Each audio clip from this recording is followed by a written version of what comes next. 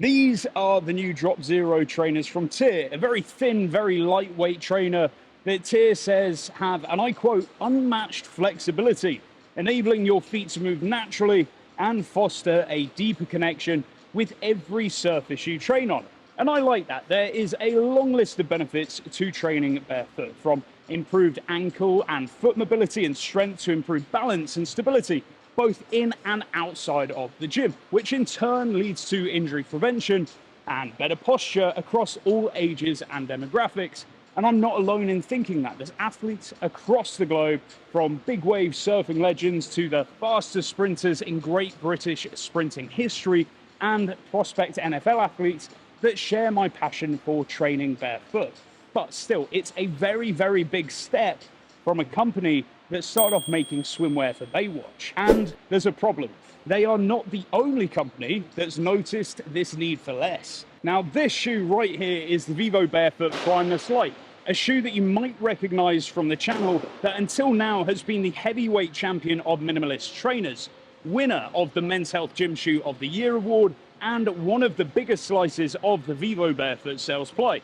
A slice that I'm quite sure TYR very much wants to eat with this shoe here. Both of these shoes have got an anatomical toe box that lets even the most flipper-footed toes splay out, giving you greater theoretical stability. Both have got a 0mm heel-to-toe drop, promoting natural locomotion over the more traditional heel-first movement that most trainers go for. And while the TYR does have a very, very special rubber outsole paired with this very beautiful dual Velcro strap system that I'm quite confident is going to make toddlers across the globe spontaneously combust with excitement, the Vivo Primus Lite has gone for a more conservative lacing system. But in a race to make the most anatomically accurate trainers on the planet, we need to dig deeper than just laces or Velcro. What is it that makes natural natural?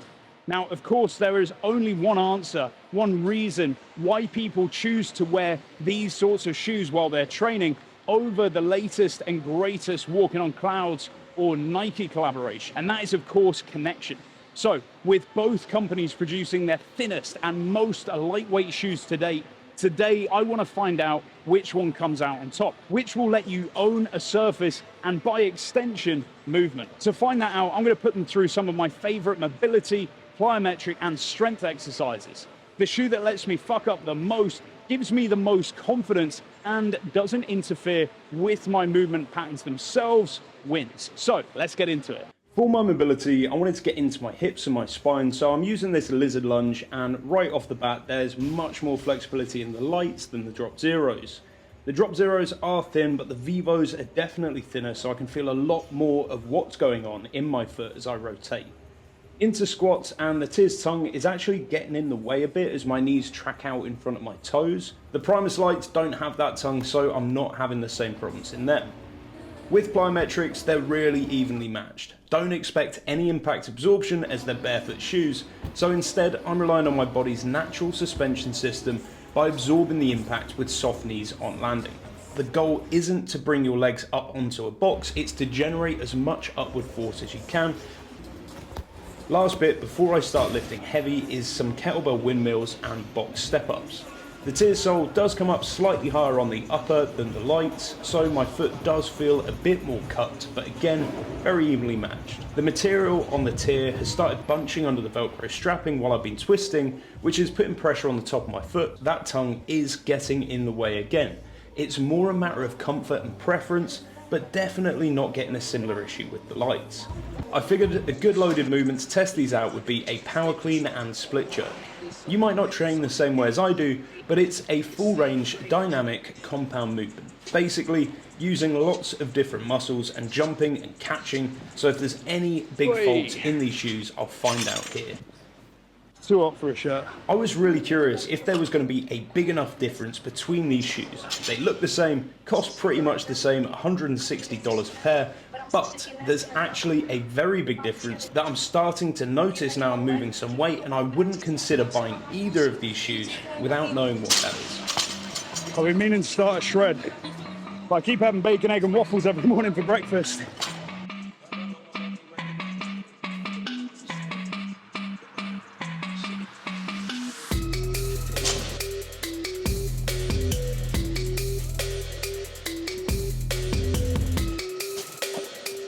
now they're starting to get some weight on the bar. Now I'm starting to notice the difference between these two shoes. I'll tell you all about it when I've done my last set.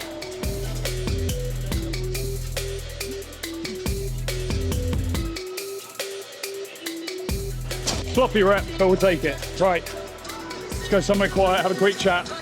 I'll fill you in about these shoes. Cutting straight to it, have TYR shoes held up well enough to be able to be compared to the God tier Primus Lites? Yes, they have, but at the same time, they're not flawless. There is definitely a significant difference between the two of these, so let's start by diving into the positives. Number one, these shoes are both thicker and stiffer than the Primus Lites. Surprisingly, I actually found that quite beneficial, particularly when I was doing heavy lifts like the split jerk. They just felt like they provided a very secure and supported base, which boosted my confidence. Pro number two is that the sole on this offers some excellent grip and traction. Even on a very hot day in a very sweaty gym with slick floors, the TYRs managed to match my expectations. Pro number three was actually the raised sole on this. They did a really good job of protecting my foot from unexpected impacts, like when I tried kicking a kettlebell. If you do any functional movements like burpees or have an occasional lack of awareness like me, that's definitely going to pay dividends over the very stripped back, very minimalist Primus Lites. Lastly was the Velcro attachments. It's very snug, very easy to customize, and despite some of the fabric bunching under this section right here during certain movements, I think that was mostly down to me having both narrow feet and the insole removed. My foot did feel very well supported and the Velcro stayed put throughout the entire workout, but if you don't like Velcro, there is going to be a laced version of these shoes getting released in April. As for drawbacks, first I'm going to have to say it's the tongue. I find it completely unnecessary and it gets in the way on a gym shoe. Unlike the Primus Trails tongue, which serves a purpose for trail running, the gym just doesn't require it. But if you do think it's essential, let me know why in the comments down below. Second was some issues with ventilation. The thicker material that they've used on these, especially once you've got the insoles taken out, makes these shoes very unbreathable in my opinion, especially compared to the Lites. My foot was sweating considerably in that hot gym environment, which I didn't love. And then for sizing, compared to my true to size fit that I get with the Vivos, I did find that the TYRs run a little bit small. Even after taking out the insole, my toe was at the very end of this shoe, so I definitely recommend sizing up. Final verdict, if you need a quick to put on, ground feedback rich and stability providing gym training shoe for maybe big lifts or indoor sports where you're doing a lot of single leg work or dynamic movements like football or basketball or badminton, the TYRs are going to be a really good choice for you. Just make sure that you size up and do not get white. These have already started staining. If you prefer hyper minimal, incredibly durable shoes for sockless or deep movements without having any interference from the DropZero tongue, then I definitely recommend that you go for the Primus Lites. And if you found yourself interested in the type of training that I was doing at the very beginning of this video, here's how you can get into it yourself. Most people would have you grab a box or a kettlebell or a barbell and get you to just have a bit of a go.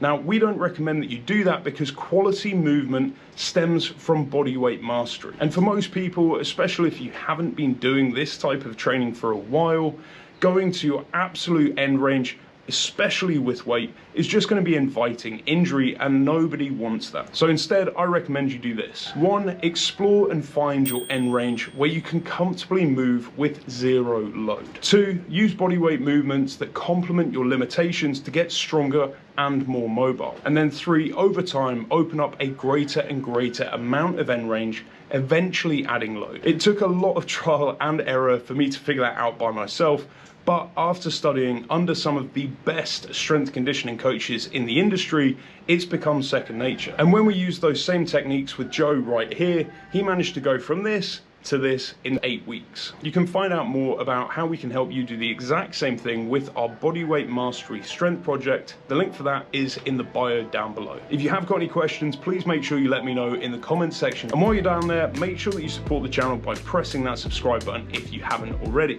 And as always, thank you so much for watching, and I look forward to seeing you again in another video very soon.